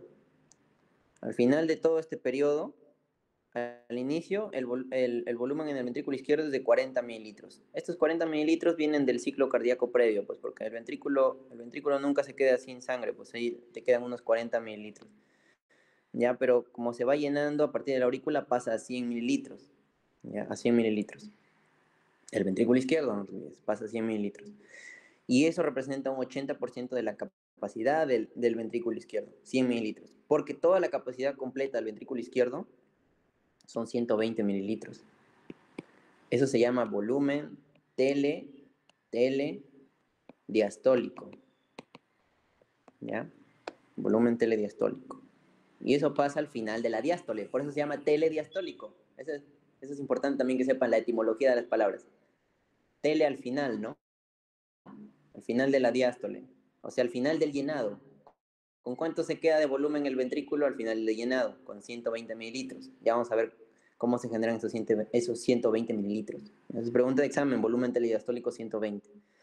Hasta ahorita tenemos 100, ¿ya? Teníamos 40. Estos 40 justamente representan el volumen telesistólico, ¿ya? Que lo vamos a ver ahorita, ¿ya? Cuando avancemos. Ahorita estamos escribiendo paso por paso y de ahí les integro todas las fases, ¿ya? Cuando se bota la sangre del ventrículo izquierdo, siempre queda un poquito de sangre, ¿ya? Nunca se sale todo. Y ese poquito de sangre son los 40 mililitros que están ahí normalmente en el ventrículo, ¿ya? Están ahí 40 y después eso va a pasar a 100, que viene de las aurículas. Y en la aurícula todavía te queda 20 mililitros en esta fase de llenado rápido, ¿ya? Justamente esos 20 mililitros luego van a pasar estos 100 que te completa el volumen telediastólico, pues, ¿ya? Ahí te quedas todavía con 20 mililitros en la aurícula. Ya, y luego ocurre una fase de llenado lento también, ¿ya? Diástasis se llama ese proceso, pero no es tan estudiado esta parte. Entonces quédense nomás acá con que hay llenado rápido, ¿ya? Luego tenemos la siguiente fase, que es la sístole auricular o llenado activo, que forma parte, no se olviden acá, de la diástole. Se llama sístole auricular porque acá las aurículas hacen un último esfuerzo por botar la sangre que se quedó ahí en las aurículas, porque no se puede quedarse en las aurículas, porque si se queda sangre en las aurículas puede haber trombos, puede haber coágulos ahí, ¿ya? Puede haber trombos, esos trombos que se generaban más que todo por fibrilación auricular, ya, por aquí van a entender. Entonces las aurículas también se contraen, y se contraen para botar lo último de sangre que les queda, que son los 20 mililitros. Entonces, ¿cómo está nuevamente acá todo? Válvulas atrioventriculares siguen abiertas, porque esta fase tiene que pasar todavía sangre de aurícula a ventrículo. Las otras válvulas aórtica o pulmonar están cerraditas. La presión de la aurícula izquierda, miren ahora ya, incluso es mayor, ¿ya? Pasa a 10. ¿Y por qué es mayor? Porque ahora se contrae, ¿ya? Antes no se estaba contrayendo. Esta presión de 8 a 10, de 8 a 0, perdón, esta de acá de 10, ¿ya? De 10, era generada por la sangre que estaba ahí presente, por el volumen sanguíneo en las aurículas que estaba llegando, ¿ya? Pero este 10 ahora es provocado por la contracción auricular, ¿ya? Ese 10 es por la contracción auricular. Y la presión en el ventrículo sigue siendo menor, pues, ¿ya? Y entonces, tenías en el ventrículo hasta el llenado rápido, ¿cuánto tenías? Tenías 100, ¿no? Que representaba el 80% de todo el contenido del ventrículo. Tenía 100 mililitros. Pero cuando la aurícula se contrae, ¿ya? Se contrae y te genera ahí la onda P en el electrocardiograma, te genera la onda P, no te olvides, no te olvides. Todo se está relacionando, ¿ya? Te genera la onda P, porque se contrae la aurícula, te bota lo último ya. Es el último esfuerzo, te estruja toda la sangre que queda en la aurícula para que no se quede nada ahí en la aurícula. Todo pasa el ventrículo, porque todo tiene que tratar de botarse. ¿Ya? Ahí te bota 20 mililitros más, que representa el 20% restante, y te genera el 100%, que son 120 mililitros. Y esos 120 mililitros, como te digo, es el volumen telediastólico. No te olvides, volumen telediastólico. Y el volumen en la aurícula se queda en cero ya, pues. ¿Ya? Se queda en cero. Vamos a pasar a la siguiente fase. Ahora estamos ya con toda la sangre, con los 120 mililitros en el ventrículo. Ya, ventrículo izquierdo, ya estamos tirando ventrículo izquierdo. En derecho pasa lo mismo, pero estamos más que todo poniendo el énfasis en la parte izquierda. ¿Ya? Derecho, lo mismo, igualito pasa en el derecho. Pero más estudio izquierdo. Entonces, ahora vamos a la sístole ya, que esto ya es mediado por ventrículos. ¿Ya? Ventrículos. Está toditita la sangre acá, los 120 mililitros del volumen telediastólico, ¿ya? Telediastólico, acá en los ventrículos. Entonces, ¿qué pasa acá? La sangre se quedó acá, ya, esta es la fase de contracción isovolumétrica se llama ahora, ¿ya? Te voy a decir por qué. Tenemos acá las aurículas, voy a dibujarte las auriculitas, y acá tenemos los ventrículos. Te voy a dibujar el izquierdo nomás, ¿ya? Izquierdo, ya. Se supone acá que la aurícula está vacía ya, pues. Te sacó sus 120 mililitros y el ventrículo está llenecito, con sus 120 mililitros que representan el volumen telediastólico, ¿no? El final de la diástole, telediastólico, con sus 120 mililitros. Pero ahora la presión, ¿dónde es mayor? La presión es mayor ahora acá abajo, ¿sí o no? Ahora es mayor acá en el ventrículo. Y la presión es menor acá en la aurícula. Y yo te dije que la sangre se mueve de mayor a menor presión, ¿ya? Entonces, ¿quién evita que la sangre se regrese a la aurícula por diferencia de presiones ahora? Eso lo hacen justamente las válvulas.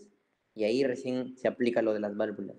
Se cierra la válvula mitral en este caso, ¿no? Que es la parte izquierda. Se cierra la válvula mitral y ese cierre de la válvula mitral te genera el loop, ¿ya? Entonces ahí está ahí ya les he dicho varias preguntas de examen. Se cierra la válvula mitral y te mete loop, ¿ya? Loop. Es el primer ruido cardíaco, loop. Cierre de válvulas atrioventriculares. En este caso estamos estudiando la mitral, ¿no? Porque en la parte izquierda. ¿Y eso para qué? Para evitar el retorno de la sangre por diferencia de presión. Se cierra. Las aórtico-pulmonares siguen cerradas, pues desde el inicio que están cerradas, ¿no? Cerradita, sigue cerrada por ahí, ¿ya? Lo importante es esta, que recién se cierra. Y eso te genera el loop. No te olvides el loop. ¿Cómo está la presión en las aurículas? Pues la presión en las aurículas está en 2, está bajita, pues, ¿no? ¿Por qué? Porque ya justamente está que se empieza a llenar y a vuelta porque esto es en simultáneo, pues, ¿no? Se empieza a llenar nuevamente acá ya la aurícula. Por eso empieza con 2 de ahí, aquí. Ya, empieza con 2 ahí. ¿Cómo está la presión en el ventrículo? Acá todavía está en menor 80 milímetros de mercurio. ¿Ya? ¿Por qué? Porque el volumen está ahí quietito. Esta fase de acá se llama contracción isovolumétrica, porque acá no cambia el volumen del ventrículo, está ahí todavía los 120 mililitros. ¿Ya? Y la presión esta de menor 80 mililitros de mercurio en el ventrículo izquierdo es determinada simplemente por el volumen sanguíneo que llegó aquí al ventrículo. ¿Ya? Solo por eso. Por eso se llama contracción isovolumétrica. Y todo está preparándose para contraerse al mismo tiempo para expulsar toda esta sangre. o bueno, casi todo, ya, casi todo, no se pulsa todo, pero está que se prepara ahí. ¿Ya? ¿Y cuál es el volumen del ventrículo izquierdo? 120 mililitros, no te olvides, que es el volumen telediastólico, otra vez te lo repito. Pocos entendían, me acuerdo, estos conceptos de lo que es el volumen telediastólico, volumen telesistólico que ahorita vemos, ¿ya? No te olvides, 120 mililitros volumen telediastólico, es lo que llega ahí al ventrículo. Ya, y las aurículas, como te digo, empiezan a aumentar su presión, pues, porque las aurículas ya se empiezan a llenar, pues. En las aurículas se está dando el proceso de diástole, ¿ya? Porque todo esto es secuencial, pues no es que primero pasa uno y espera que termine uno para que dé el otro, si no, funciona como tu baño, que tienes que esperar para que se llene, ¿no? Y luego se contraiga. ¿No? No es así, acá es así en simultáneo, pues. Las aurículas están en diástole, ya están que se llenan las aurículas. Ya, pues entonces, tienes ahí la fase de contracción isovolumétrica. Pregunta de examen, ¿cuándo ocurre el primer ruido cardíaco? En fase de contracción isovolumétrica. Luego sigue el periodo de eyección, pues. Ya el corazón está llenito de sangre que espera para botarlo todo. Bueno, casi todo, como te digo. Y eso ocurre en el periodo de eyección, ¿ya? Como acá, ahora fíjate acá. Fíjate acá el ventrículo izquierdo y fíjate acá, vamos a dibujar la aorta. ¿Dónde hay más sangre? En el ventrículo izquierdo. ¿Dónde hay más presión? En el ventrículo izquierdo. En la aorta. En la aorta no hay sangre, pues. O sea, sí hay sangre, ¿no? Pero en este caso decimos que no hay sangre, ¿no? Entonces, la presión acá en la aorta es menor, ¿ya? Menor es la presión en la aorta. Y acá en el ventrículo es mayor. Entonces la sangre se va a querer mover para acá a la aorta, ¿ya? Entonces, si la sangre se va a querer mover a la aorta, ¿ya? Tienen que abrirse unas valvulitas, ¿no? ¿Y cuáles son esas valvulitas que se tienen que abrir? Ahora se abren las válvulas sigmoideas, ¿no? En este caso se abren las válvulas aórtico y pulmonar, ¿no? Si estamos en la aorta, se abre la válvula aórtica. Pues. Si estamos en la arteria pulmonar, se abre la válvula pulmonar. Se abren, ¿no? Las válvulas atrioventriculares, no te olvides que se cerraron, ¿no? ¿Ya? Están cerraditas para que no se vaya a regresar la sangre. Acá siguen cerraditas, no te olvides. Eso es simple lógica, pues que tienes que ir más o menos razonando. Entonces la válvula atrioventricular sigue cerrada acá. Y la aórtico y pulmonar se abre. ¿Para qué? Para que salga el corazón, pues. ¿Ya? Entonces, la presión en la aorta, ¿ya? La presión en la aorta pasa de 80 a 120. O sea, yo te digo que no había sangre y no te dicen en el dibujito que no hay sangre en la aorta, pero sí hay sangre, pues, ¿ya? Y hay una sangre que determina una presión de 80 mililitros de mercurio y en el ventrículo, ¿ya? Hay una presión de 120, ¿ya? Y esto de acá de 80 milímetros de mercurio en la aorta, eso te determina la presión diastólica que ya vamos a ver en la siguiente clase de la mecánica cardíaca. ¿Ya? Y cuando la sangre del ventrículo sale acá a la aorta, te aumenta esos 80 a 120 milímetros de mercurio. Y esto de acá es la presión sistólica. Por eso es la presión arterial te dicen 120 sobre 180, sobre 80, perdón, 120 sobre 80, ¿no? Sistólica y diastólica. Por eso, ¿ya? Porque al inicio está la aorta con 80 y el ventrículo está con 120, pues, pero la aorta va a pasar ahora a 120 porque la sangre está que le llega del ventrículo, ¿ya? Y así. En el ventrículo izquierdo también tiene que aumentar la presión para... Pero esto más que todo es por contracción, ¿ya? Por contracción del ventrículo. Se contrae en la eyección, pues. Si pasa a 120. Entonces la aorta agarra los 120 del ventrículo, pues. Y ahí se determina el 120 sobre 80, sistólica y diastólica, de la aorta. Entonces, el ventrículo izquierdo, que tenía 120 mililitros, ahora va a pasar solo a tener 40, 50 mililitros, ¿ya?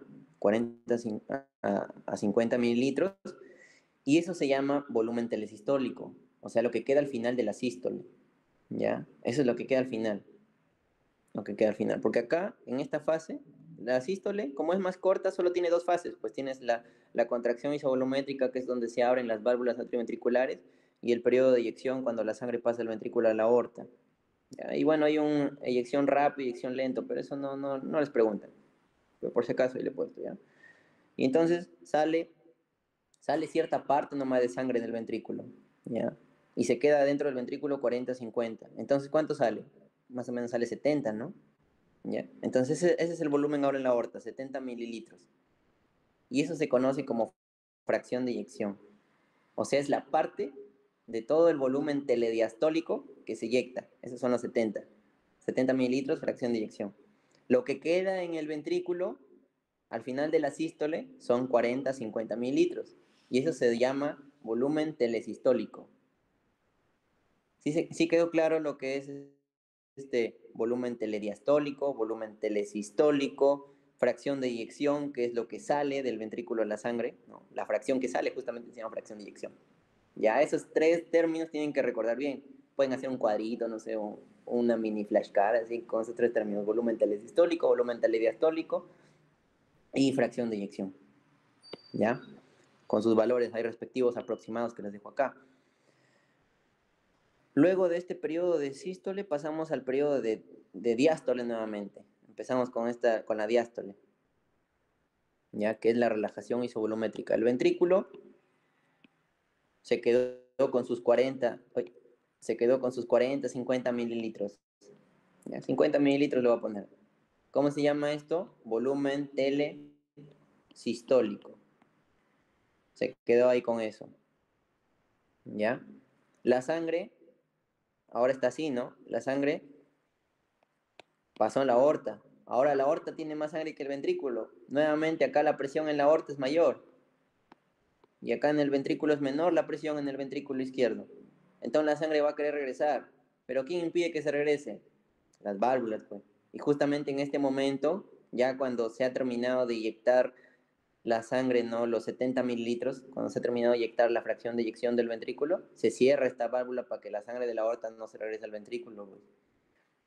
Y cuando se cierra esa válvula aórtica, o también se cierra la pulmonar en el otro caso, porque es lo mismo, les digo que pasa lo mismo en el otro lado, ocurre el segundo ruido cardíaco, pues.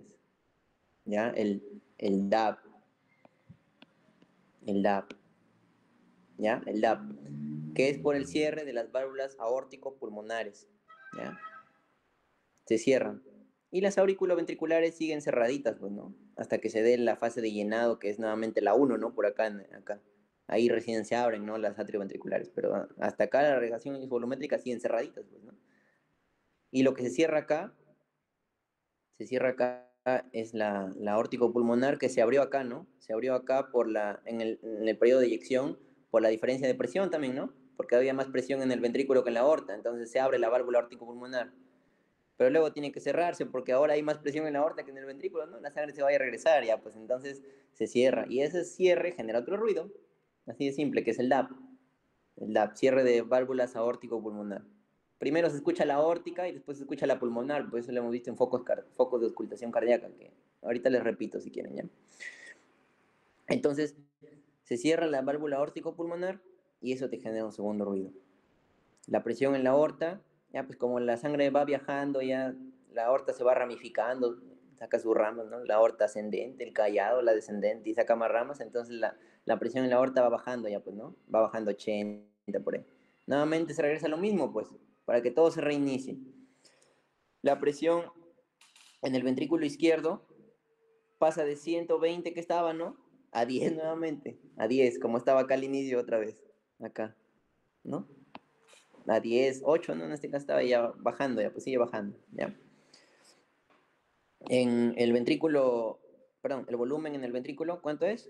40-50, ¿no? Ese es el volumen telesistólico, ¿ya? Y acá nuevamente la fracción de eyección, lo mismo que arriba, ya que se había dicho, ¿ya? ¿Sí se entendió esa parte? Ahora para correlacionarlo acá en este dibujo, les explico todito con este dibujo. Pero sí se entendió más o menos la idea de la diástole y la sístole.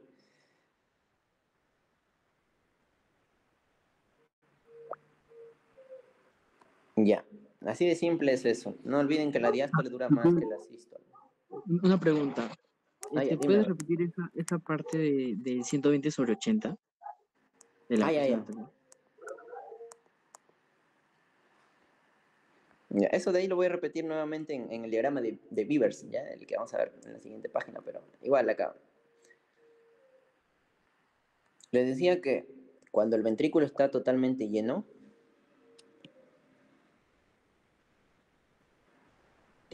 tiene 120 mililitros, pero también tiene 120 de presión. Y la aorta está vacía, pues, ¿no? Pero no está vacía del todo, como les dije, porque en los vasos siempre tiene que haber sangre, pues. Pero la presión en la aorta es de 80 mililitros milímetros de mercurio, ¿no? Milímetros de mercurio. Esa es la presión en la aorta. Y esa presión en la aorta de 80 milímetros de mercurio se llama presión diastólica, ¿ya? Presión diastólica.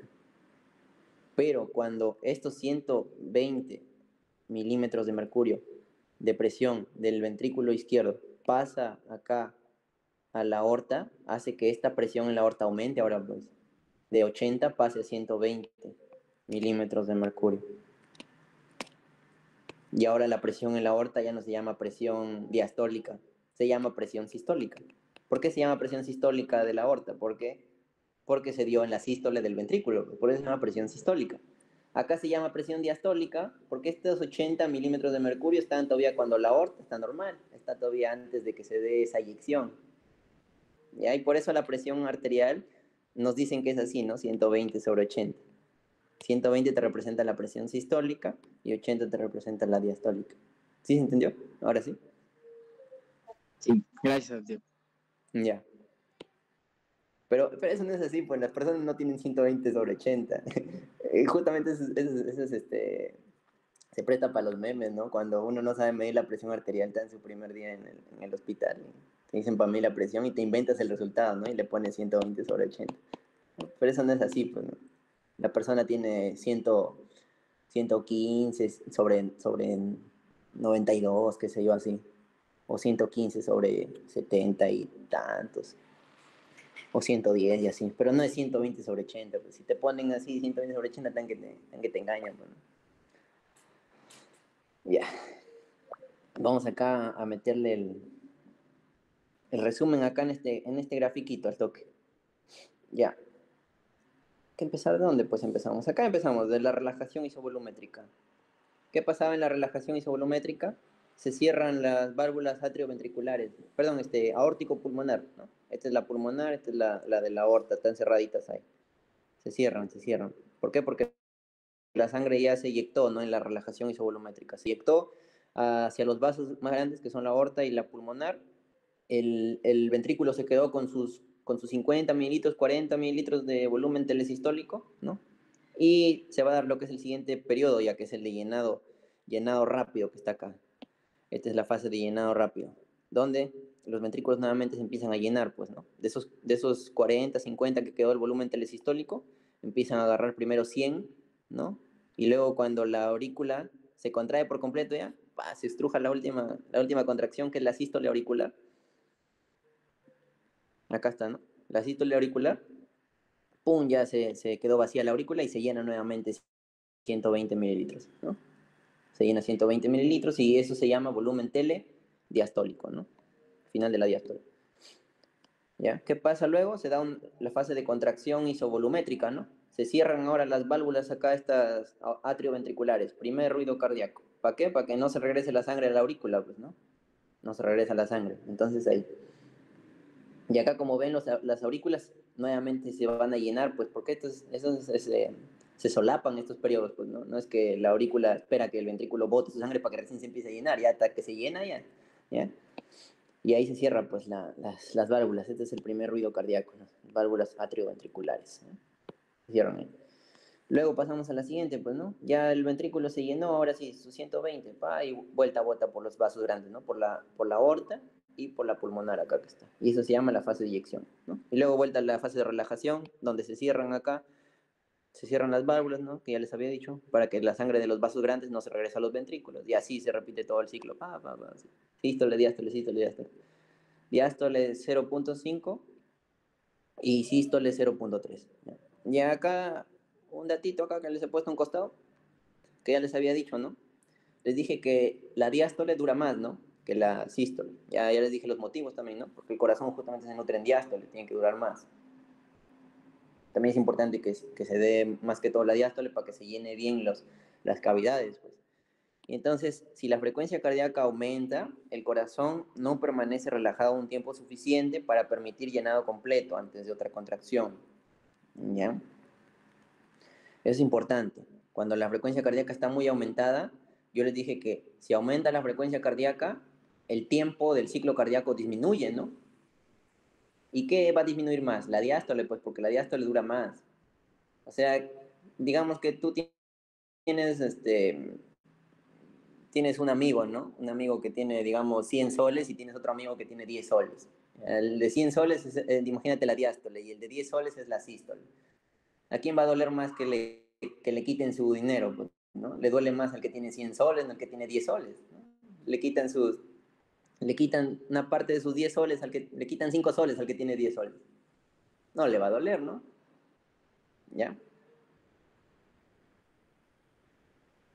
Pero le quitan sus 50 soles, ¿no? Le quitan la mitad, le quitan 50 soles al que tiene 100 soles, le duele, pues, ¿no? Esa es la diferencia. Le duele más al que tiene más, pues, ¿no? Le quitan la mitad de sus 10 soles al que tiene 10 soles, ¿no? 5 soles nomás le quitan. En cambio, al otro le quitan la mitad, le quitan 50 y le duele. Ya, entonces vamos ahora con el diagrama de este volumen-presión. Es chiquitito nomás, este de acá es para lo mismo, para repetir. Sino que acá se correlacionan las presiones también, ¿no? Que ya más o menos les he dicho también. Este diagrama de volumen-presión que lo van a ver. Esto es en la parte izquierda nuevamente, ¿ya? Por eso es que les he explicado la parte izquierda, porque la derecha no se estudia mucho, ¿ya? Sí hay también gráficos de la parte derecha, que es lo mismo, solo que con diferentes presiones, pero lo que más se estudia es la parte izquierda. Tenemos acá el eje vertical, que es la presión intraventricular izquierda, y el eje horizontal, que es el volumen, ¿no? Tenemos acá la primera fase, ¿no? Que les había explicado, el periodo de llenado. El periodo de llenado, ¿ya? Presión, volumen, no se olviden, ¿ya? Presión, volumen. Y acá vamos a ver cómo funciona más o menos. Cómo iba más o menos el volumen ventricular, ¿ya? Ventricular, todos en ventrículos. Ya, acá, ya. ¿Cómo iba más o menos el volumen ventricular? Va aumentando, ¿no? Desde acá, en el periodo de llenado, va aumentando, va aumentando. Primero teníamos un volumen telesistólico, ¿no? Que es el que quedaba al final de la sístole, ¿no? Final de la eyección, que era de 50, como dice acá, ¿no? De 50 mililitros más o menos. Luego, ese volumen telesistólico va a ir creciendo, ¿no? En el periodo de llenado, llenado rápido y llenado lento, ¿no? Más que todo en el llenado rápido, empieza a crecer el volumen, ¿no? Llega hasta 120, ¿no?